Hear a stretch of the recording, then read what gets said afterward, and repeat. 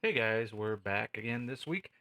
Uh, Today we're going to be shifting gears from small scale aircraft back onto our normal 48th scale, and we're going to be looking at Hobby Boss's F3H-2 Demon kit. Let's open her on up and take a look.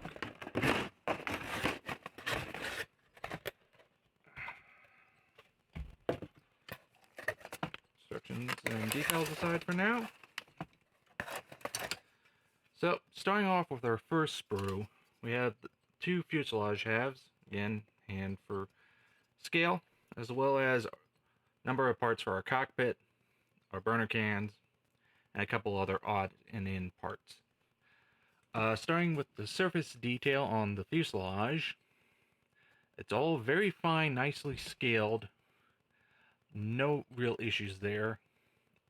Looking at the casting, we do have some ejector pin markings, but they're thankfully all in parts where it's not going to be seen, so they did a good job there. The casting on the burner cans is quite acceptable and will look very nice once painted up. Similarly, the detailing in the side panels here is quite good. Nothing really to complain about there. Moving on, we've got our two nose halves for the forward part of the fuselage. Now, unfortunately, they did mold in a couple of these parts that correspond to various other components, namely for building up the inlets. It would be nice if they had potentially had done that separate, but is what it is. We have a few more parts for our cockpit assembly as well, including our instrument panel. Similarly to the side panels, is more than acceptable.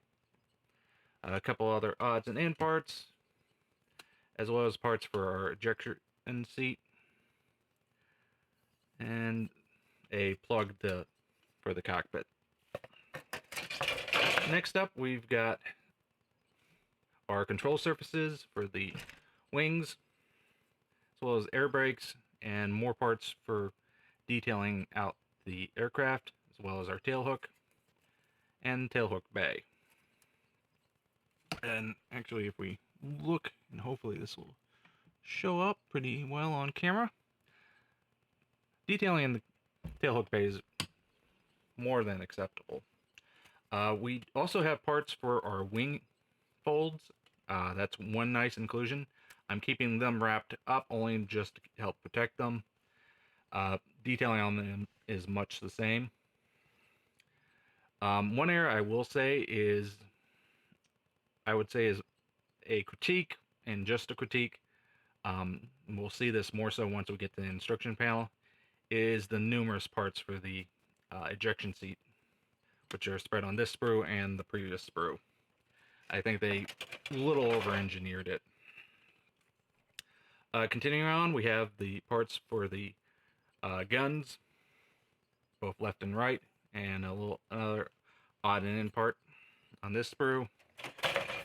Next up, we've got our wing halves. Again, much like the fuselage halves, surface detail is very nice, crisp, and sharp.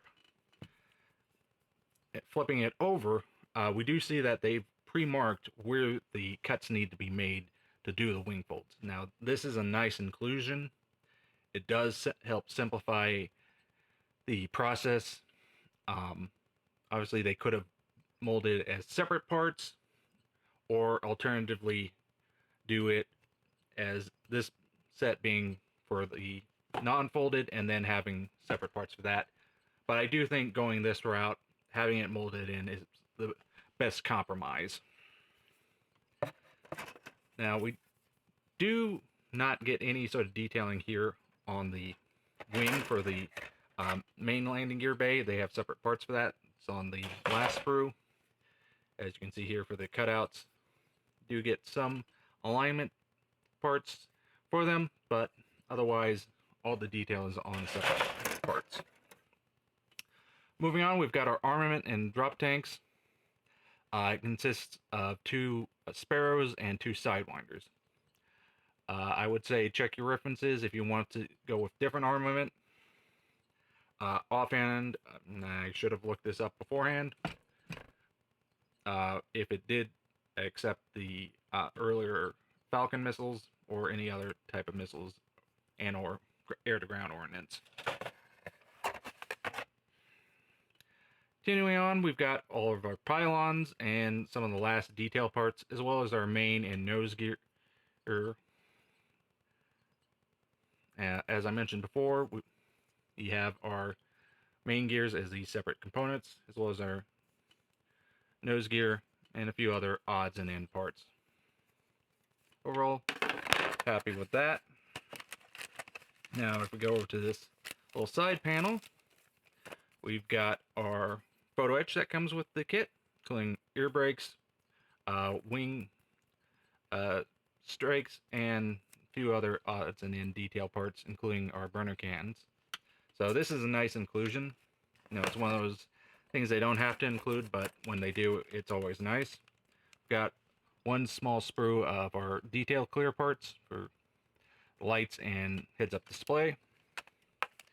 And then this last one, which is very nicely protected. I give Hobby Boss credit. They really did a great job protecting our canopy parts, which are arguably some of the clearest and sharpest I've encountered.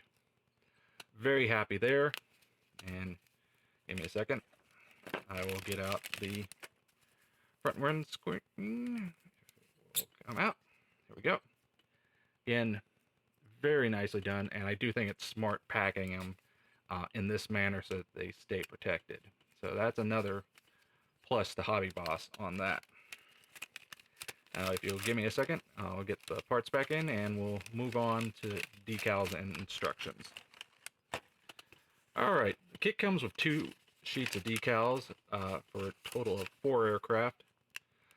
Here we can get a good idea of the quality of the decals. I will say on the white areas here, it's a little thin. So I would recommend for some of these more colorful decals, it might be a good idea to do a base layer of white just to help the whites be a good and true white. We also have decals for the side consoles. Personally, I've tried using those types of decals before. I have personally not had the greatest of luck using them. So that's going to be up to you if you use them or not. That's it for that sprue, or excuse me, decal sheet. Moving on, we've got our second sheet. That includes some more aircraft as well as some of the stencil and other markings. For some reason on my particular copy, I've got a weird almost like film left on these decals. I'm not quite sure what might have caused it. To the best of my knowledge, this shouldn't have rubbed off on it, so I don't know. That is something to be aware of.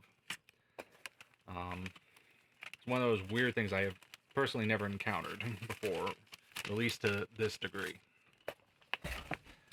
Moving on to our instructions. As with most aircraft kits, we start in the cockpit. As I mentioned before, I think they over-engineered the ejection seat by a fair amount. It's going to be a bit of a complicated build there, but should look pretty good once you get it together. But I would not fault anyone for choosing to dump it and go with an aftermarket seat. From there, we build up the rest of the cockpit, which is pretty straightforward without any real gotchas.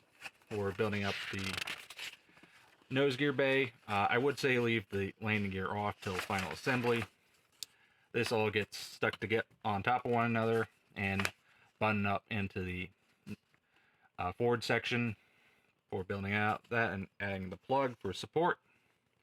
Moving on to the rest of the fuselage, which is your typical build up for any aircraft kit.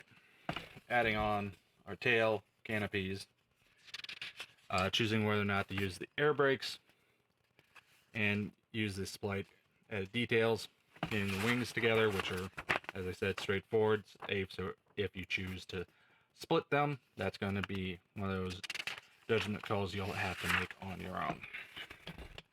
For buttoning everything up and bringing it all together. Overall, it's straightforward. There's just a lot of individual little steps, so you're going to want to maybe read through this instruction sheet a couple of times just to make sure you're not missing anything. We're closing out with getting our pylons on and then adding the supplied weapons.